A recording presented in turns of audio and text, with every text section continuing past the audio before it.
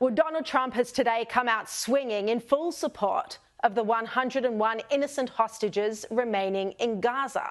He has threatened that if the hostages aren't released by January 20, there will be hell to pay.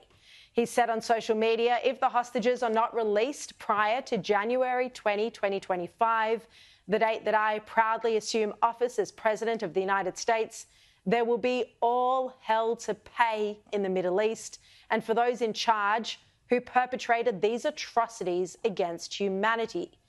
He said those responsible will be hit harder than anybody has been hit in the long and storied history of the United States of America.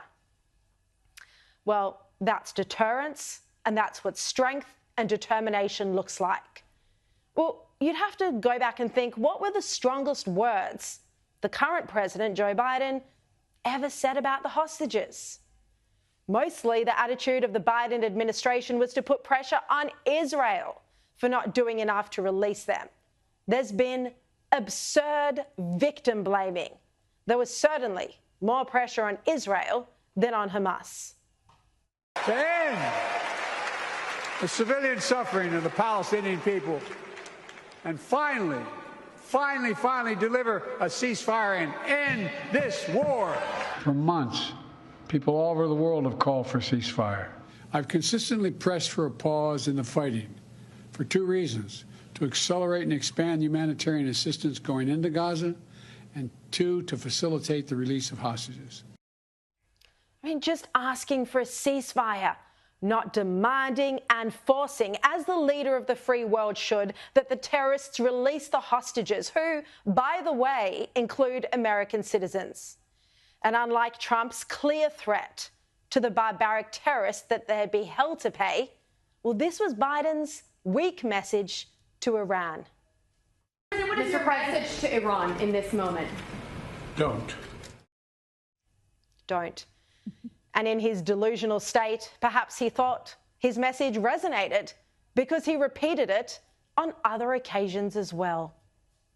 What is your message to Hezbollah and its backer, Iran? Don't. The Ayatollahs of Iran were hardly quaking in their boots. And in response to Biden's one-word message, what did Tehran do? Well, it launched unprecedented direct attacks on Israel, including a barrage of 200 ballistic missiles. Biden also did everything he could to work against Israeli Prime Minister Benjamin Netanyahu. Biden made demands that Netanyahu not go into Rafah, where the hostages were being held. He demanded he let Nasrallah live. He demanded there be no ground invasion.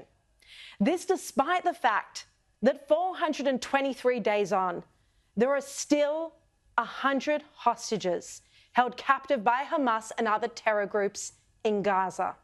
They've been in the dark dungeons, underground, starved, beaten, and some executed. It's thought, but we don't know for sure, that about half are still alive. Those who are still there include baby Kafir, his brother Ariel, and their mother. And it breaks my heart to think of them. Baby Kafir never even got to celebrate his first birthday in the outside world before he was dragged away by bloodthirsty terrorists to the hellhole of underground tunnels. It's beyond devastating to think of that, and yet no one speaks about the hostages. No one does anything. When I was in Israel, I spoke to two former hostages, and they told me just how bad the conditions were. One of them, a 63-year-old, Aviva Siegel. She was kidnapped in her pajamas from her bed. She said she could barely breathe in the tunnels. The conditions were the worst conditions that you can think about. I just thought that I'm going to die, that kid's going to die. She spoke about how Palestinian civilians celebrated as she was dragged, terrified, into Gaza. She said it was like a party for them. And her husband, Keith, is still captive, and she can only pray that he's alive. And he's an American citizen, by the way. The American president should have done everything in his power to try and secure the release of American hostages. But Biden hasn't. And more than 400 days on, Trump is now threatening brutal hell if the hostages aren't released. And it's a threat he made after having dinner with Israeli Prime Minister Netanyahu's wife, Sarah, and son Yair at Mar-a-Lago. And Sarah did discuss the plight of the hostages at that dinner with Trump. It's a strong signal that Trump and Netanyahu will be able to work together to defeat terrorism, to bring home the hostages, and to stop Iran's aggression. It's been long enough. Strong action needs to be taken. We've been begging for international leadership, and finally, we're starting to see that leadership. We can hope that this determination and strong approach from Trump has a chance of working.